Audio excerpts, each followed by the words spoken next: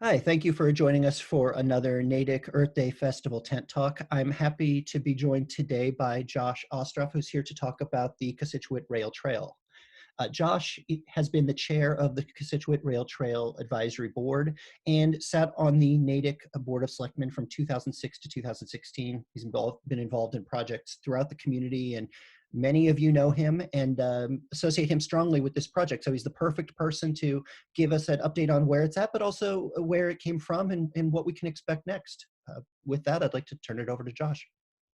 Dave, thanks so much. Really happy to join you, and thank you to you and everyone else helping to make this virtual Earth Day a reality. I know we're all sad that we can't be enjoying a awesome community building experience on the Common, but we will wait till next year and do it all live. But for now, I'm really happy to talk about the CRT project. Thank you for coming to my tent talk, everybody. So we're going to talk about this exciting new community connection. And first, let's just all get out there. The way, not just the way we're doing today with social distancing, but the opportunity to experience an exciting new community space. So these are just some images of other rail trails, because there's thousands of them all around the country and around the world where people can recreate. They can enjoy nature. People of all ages can experience this everyday opportunity to connect, to get from place to place, to get to and from work, to just really experience the outdoors in a way that's very appealing and beautiful and makes you want to keep coming back. It can be a place to celebrate community, as we see out in Western Massachusetts and in many places in Eastern and Central Massachusetts.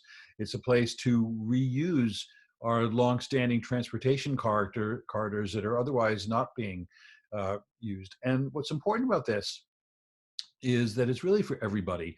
People of all ages and abilities can experience a rail trail, whether you have a disability, whether you are being pushed in a stroller, whether you're running, hiking, jogging, whatever it may be, the rail trail welcomes everyone. It's also going to be a really exciting community event when this is opened, and as we experience it every day. So we're going to have dramatic bridges crossing Route 30 and Route 9 to make it safe for people to get north and south in Natick. It's going to have beautiful scenic overlooks. So some of Natick's most treasured places overlooking Lake Cochituate will be accessible to us for the first time. It also continues a long tradition in Natick. Natick was an industrial community for much of its history, and when this railroad was built in the the mid 19th century, it really was helped spur on manufacturing in Natick and Framingham. Interestingly, until 1936, it was a passenger railroad going from Saxonville and Framingham through Natick and connecting on into Boston. Of course, those days are long gone. Natick's railroading history is still very much part of what has contributed to make the community what it is. Just 20 years ago, the Wonder Bread plant was serviced by Conrail and later CSX, as were many other businesses in Natick. Many folks who grew up in Natick may remember hitching a ride on a train. So going up and down the Saxonville Industrial Track may be something that people remember from their youth. It also is important, and this is a tie into Earth Day, in how we think about transportation and sustainability. So just talking a little bit about greenhouse gas emissions, which is affecting our lives and our planet and our community. In the power sector, we have been able to reduce emissions of greenhouse gases, but not so much in transportation, where over 40% of greenhouse gases come from the transportation sector. Anything we can do to provide people a way to get from place to place on foot, on bike, is really important for the future of the Commonwealth. So I want to take a few minutes and just look at where we've been on this project. We have printed a lot of reports. We've had a lot of meetings. We've really, over the past 20 plus years, really considered this project pretty extensively. Reconnaissance and feasibility studies in 2000, and the selectmen, soon to be the select board, established a task force and an advisory committee in 2006, We've done conceptual designs, we've done public meetings, we've done environmental review, we've had public hearings and regular updates that people who've been to Earth Day in the past may have seen. So we've really examined this pretty exhaustively. A couple of interesting milestones. Back in 2005, the very last freight train went up and down this track. It served a cold storage plant that is now the site of Natick Avalon. There's 400 apartments near Home Depot. But this was part of the original filing with the Surface Transportation Board of the Department of Transportation when they proposed to officially abandon the track. Um, we had public meetings like this community forum in 2008. And here you can see where CSX was pulling up the rails and the ties. As folks may recall, this actually goes from Framingham, Saxonville into Natick, and they had their own timeline. In fact, they were able to get their project started sooner because they didn't have any freight customers after the early 1970s. So they were able to buy the land at a much better price than we were from the Commonwealth of Massachusetts and get their project done around 2015. Interestingly, the Framingham section also serves a sewer line that runs through Framingham. In Natick, we had our own time frame that really got serious in 2006 when they abandoned the line. Then the task force, the conceptual design, the whole design process moved forward, and now we're in the construction phase now, and I'll talk about that in a few minutes. So every transportation project has an exhaustive process by which we make sure that we're building it appropriately and safely and to last for generations. So in Natick, we went through the conceptual design, the 25% design, the 75% design, the final design, and we're able to really envision on paper what it's going to look like. So in the upper left corner, that's the sketch of a scenic lookout over Lake Cochituate. The upper right corner is a ramp that will go from the entrance to Camp Arrowhead on Route 9 up to the trail heading to the north. Lower left is a typical way in which we design all the landscaping and plantings that will be put on the trail. And the lower right, that's actually a rotary where the so-called Wonder Bread spur that goes to the Natick Mall will connect to the main trail. And then there will be a beautiful seating area with repurposed granite blocks from the abutments for the old railroad bridge across Route 9. So we've got hundreds of pages of plans. Just last July, we had the official groundbreaking with many state and local officials throwing dirt into a pile to celebrate the actual kickoff of construction. So those were just some of the milestones. Folks sometimes ask, what's this thing costing? Truth be told, like many transportation projects, it's very expensive. The town has spent over $1 million in design and studies. Most of that comes from so-called mitigation funds that the Natick Mall or MathWorks provided. We spent over $6 million to buy the right-of-way, much more than many of us wanted to spend, but it was the only way to assure that we would get the corridor intact. Half that money was paid for with open space acquisition funds, again, from the Natick Mall or TJX or other projects that built, they paid into a fund, and we were able to use that for open space acquisition, such as the right-of-way. And then $3 million approved by town meeting as all of these, the planning and design also, and the land acquisition, town meeting approved using borrowing in order to buy the rest of the right-of-way. Finally, the construction is a little over $12 million, and that comes from federal government and state government using funding streams that are dedicated to rail trails. So rail trails in Concord and Sudbury and Wakefield and Linfield and all around Massachusetts use this special part of money. And fortunately, Natick was able to access that as well. I talked about the public process. These are just some of the committees that have had a role. Of course, it really started in the 90s with volunteers and advocates who were pressing for this vision. The task force was established in 2006. The Bike Ped Advisory Committee, which doesn't exist anymore, played a role. And then many others. Our state legislators really had a role. The planning board had a role.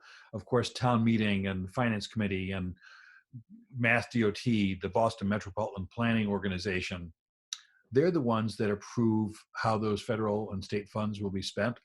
So other transportation projects that we might see being built, like the reconstruction of Route 27, north from Natick Center up to Wayland, that's getting underway soon, that's all state and federal funding. So we have been very fortunate to have such a robust public process, and it truly is the community that will own it and enjoy it. So where are we now? So we're looking at north, that's TJX in the background, and the bridge that's going to cross Route 30. You can see there's a big missing section that is going to be dropped in this summer, but they're building all the approaches to this magnificent bridge. Just as a side note, Dave, and others watching this, of course, the advisory committee considered, should we have a bridge, should we have a tunnel? It was decided that a bridge would be safer, both from a perception standpoint. Most people don't like going into tunnels on foot or on bike if they can help it. It also celebrate and advertise the trail. People will know, hey, here's something that you can enjoy. So that is happening now, and we expect that to be finished in the coming months. This is a picture of the bridge abutments that will be built at Route 9. The old railroad bridge is being replaced. It might have served its purpose, and in fact it did for a few months. We had this interim project, interim access to the project from the time we bought the land in 2016 for a couple of years. But that bridge would not actually support the weight of the ambulances that need to be able to use the trail.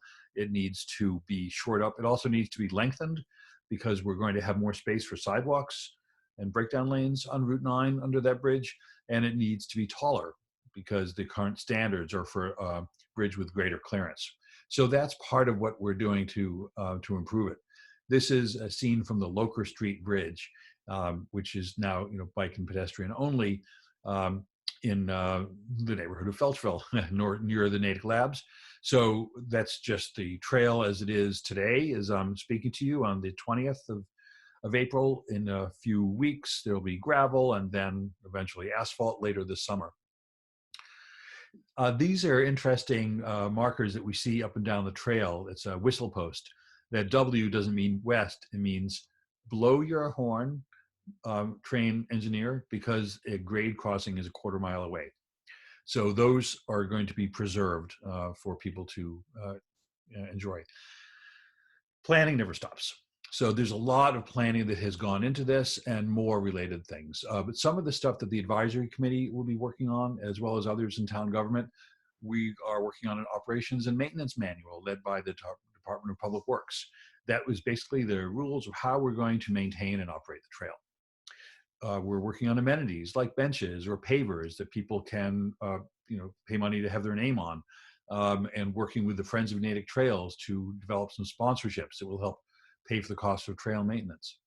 We'll be working with the Natick Historical Society on a dozen or so signs that talk about the historically significant places up and down the trail, and making connections to public and private property. So there's a lot of planning that's going to go on there.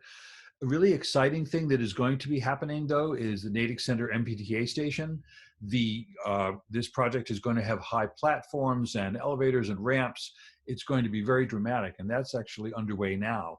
So these are just some artist renderings of what we're going to see by mid-2022, a fully accessible station with room for an express track that is being discussed by the state in the future. High platforms using FRP, which is called fiber reinforced polymer instead of concrete. It's a long-lasting, salt-resistant, durable train platform. Different access points so people can get to and from the station easily, easier access to the regional transit authority or another shuttle buses, more places to park your bikes. But I mentioned this about the rail trail because we're also in the planning stage for a connection from the CRT to the MBTA. The plan originally was for the trail to go all the way to the station. But then in 2016, when the design for the station started getting more traction, we decided, along with the state, to pull the terminus back up to like the Willow Street area near Navy Yard Field, Whitney Field, and then fill this in later on. So that's underway now. That orange section that you can see, that would be in this conceptual design, that would go to the outbound platform, and that gray section would go up to Main Street. So that would be a direct connection to Main Street. So we are working on getting some funding to help pay for the design, and then eventually funding to help pay for the construction. This wouldn't get started until the train station is done, but that's something that we're planning on.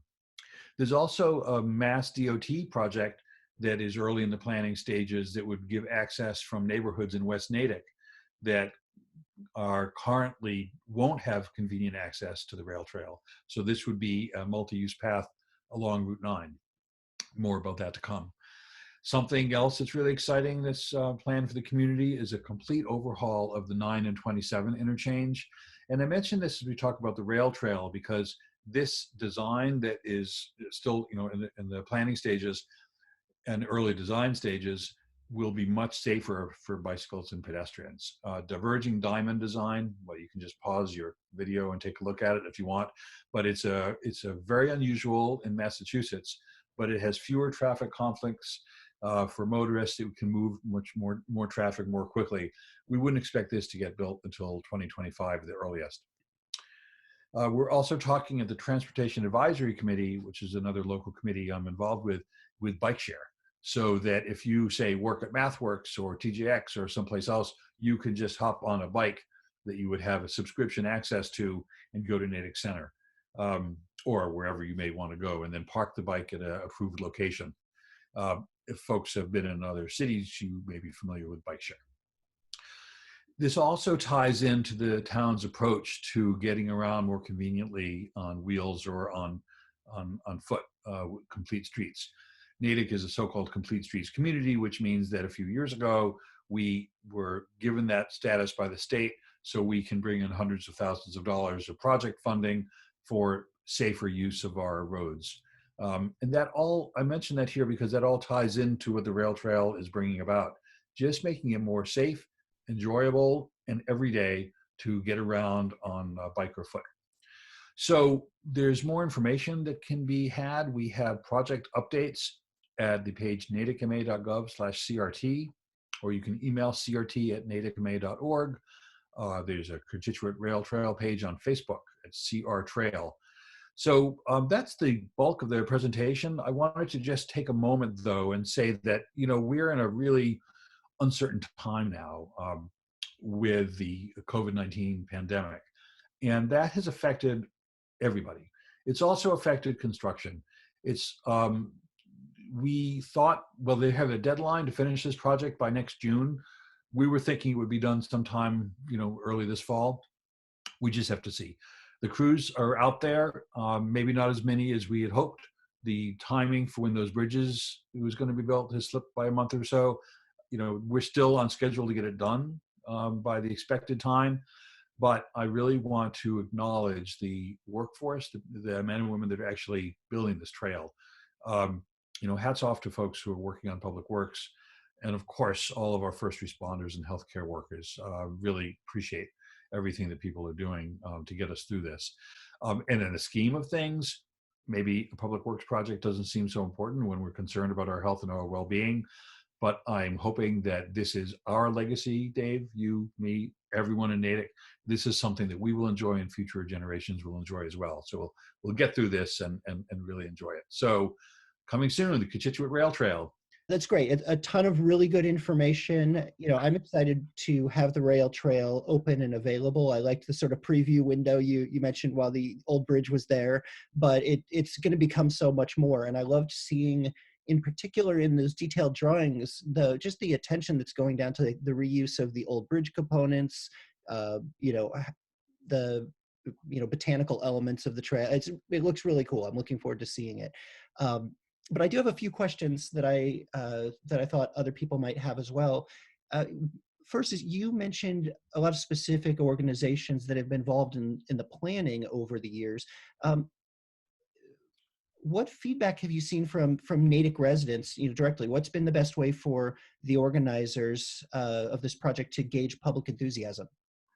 So, well, I think, the first way I look at the public enthusiasm is just at town meeting which is, the people's voice in town government, has always consistently supported this, and they were excited. Well, I don't want to ascribe emotions to people. They overwhelmingly voted for funding for design starting in 2006, and then acquisition in 2016. So that's just one level. But as I talk to people about this, because some folks, just recognize my name and being associated with the project, they want to, like, when are we going to get on there? How soon can we do it? During the interim phase of 2017, 2018, I never went on it without seeing folks enjoying it. So that is one signal. We've also seen from my friends who are with the nonprofit Friends of Natick Trails a lot of interest in sponsoring, getting their names on memorial benches to honor loved ones. And so that is something that we expect to make available in the coming months through the Friends of Natick Trails. And you can go to friendsofnaticktrails.org and just get their email or visit them on Facebook and just be in touch. They're not quite ready to sell things yet, but that's just one way that people can do it. So, we don't do opinion surveys in Natick to say, are you excited about the Cochituate Rail Trail? I just really have this, the experience in town government and the anecdotal evidence. But I know that the workforce, particularly at MathWorks, is super excited to do that. And they actually built a 1/10 of a mile paved trail from their new lakeside headquarters to the CRT that is like it comes out right near the AMVETS. So we know that the math workers are going to be using this trail extensively, and they were on an interim basis. When the Route 9 bridge came down, that was kind of a bummer for them. So we expect to see many more people doing it as well. Having a trail that connects to public transit is rare, just because there aren't that many intersections. At Alewife there is, up in Acton there is. Natick, we expect to see hundreds of people a day making access to that, and a lot of reverse commuters as well. So I hope that answers a little bit of the public enthusiasm question. It does, and actually, the connection with the commuter rail and your mention of the MathWorks sort of spur into it goes right into my second question, which was, we're looking towards a greener transportation future, and I wonder if you believe, or if there's any evidence you've seen that the presence of the rail trail will give not only residents who might commute to MathWorks or elsewhere in the Golden Triangle area, do you think it would be a factor in how companies make decisions about their locations, or are there indications that companies include such transportation options in their own sustainability and real estate planning? I think so. Yeah, we've seen that a lot, actually, that when companies are planning a location, increasingly with Boston area being so choked by roadway congestion, pre-pandemic, how people could get to work was a real concern. And that's why MathWorks and Cognex and others, like, there are businesses that actually pay for private shuttles to get the workforce out from the city. If they could take a train and then get on a bike, that makes it much more attractive. But it also is an exciting opportunity for Natick and also Framingham to use this as a recruitment, so that if a company is thinking of where to site, and they know that they could be a short walk or ride from the rail trail, that's a real important inducement to today's and tomorrow's workforce. I think of Exponent. They took over the old Johnson Wax building, and it was Toolmex was the tool company that had that site as well, right next to the rail trail, right on Route 9. So there's 100 or so people in that building that will have ready access to it, and I think that's really a draw, in the areas of science, technology, math, and so forth. Now we just need to bring more museums and cultural destinations there as well. So, I think this will be excitement. Let me answer this another way. At various times in the past couple of years, I have asked companies to send a letter of support for the trail when the Metropolitan Planning Organization or when Mass DOT was deciding on, how to prioritize this. people were always excited to do that. Distinctive Hospitality, the hotel chain that owns the Mhm. Hampton Inn, they were excited to do it. Cloverleaf, the apartment complex was happy to do it. So Natick Center Associates has been there as well, representing many businesses in Natick Center. So we've seen a lot of institutional and business support for this, and I think that we'll see more of that as we move forward. That's great. Yeah. Yeah, I have one other additional question for you, and it's a little broader. You referred to the large number of other rail trails that we can learn from in the planning process, but I wonder if when studying all those other examples, was there anything unexpected, sort of benefits to the people of those communities that Natick residents might not even associate with such a project? Mm. So one of the things that I've seen is how much of a cultural magnet, the sense of a special public place. And here's an example. The Upper Charles Trail in Holliston, and it's in Holliston and in Milford, but New Year's Eve, it's a first night celebration. And so there are people serving hot cider and showing art and playing music and just gathering in a way that is really quite remarkable to see people looking at this as like a linear park, a gathering place, sort of a long sense of a public commons. That is really exciting. And so a few of us have thought of what a great opportunity this would be for public art. There's land that the town bought when we bought the rail trail that would be perfect for staging for outdoor sculpture, or maybe place for musical performances. So I think we're going to see more of that, so that it's not just recreation, it's not just transportation, but it's culture and community as well. So that's the kind of thing that I think that we'll see more of. So I'm super excited to get out there and experience that, and it'll be fun to see over the years to come, what do people decide that they'd like to do there? What kinds of events would they like to have? When's the first wedding going to be on the rail trail? Yeah, it really reinforces the public aspect of it. It's not just a transportation corridor, as you say, recreation to but it's a part of the publicly shared resources of Natick, and there's a lot of cool potential in that. I guarantee. I think it won't be long before we see that wedding, but I'm excited to see what comes with those additional spaces you referred to as well. Uh, Yeah, me well, too. this is really great. Thank you for taking part in our virtual Natick Earth Day Festival. It's great to have participation, and I know this is a topic that a lot of people care about. So I think a lot of people will tune in to watch this one. I'm really excited for it. I'm excited to see your other presenters. I'm, a little heartbroken, as we all are, that we can't just have this amazing festival on the Common next weekend. But you know, we make do. We go forward. We're a great community. We've inherited a wonderful planet. Hopefully, we'll be good stewards of it, and take it from there. So, thanks, Dave. Thank you, Josh.